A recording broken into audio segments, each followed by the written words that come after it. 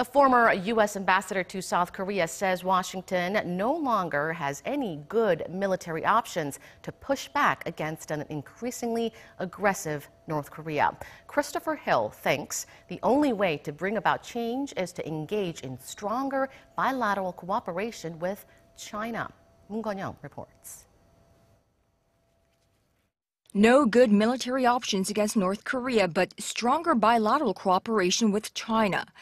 That's former U.S. envoy to South Korea Christopher Hill in an interview with a New York radio show on Sunday local time. Noting the failures of Washington's policies vis-a-vis North Korea in previous years, both imposing massive sanctions and attempting negotiations, the veteran diplomat maintained that what could work instead is working with China for much better understanding between Washington and Beijing.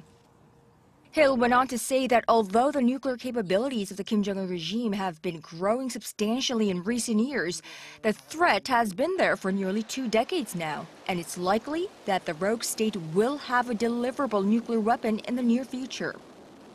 The once U.S. envoy for the six-party denuclearization talks added, the situation calls on the U.S. to beef up its defense of South Korea, and in doing so, cooperation with China will be key. Beijing has been more vocal in criticizing Pyongyang for its nuclear program recently, but it's also been strongly critical of the deployment of a U.S. missile defense system in South Korea.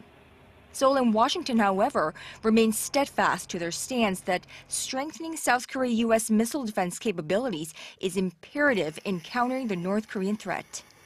Connyoung, Arirang News.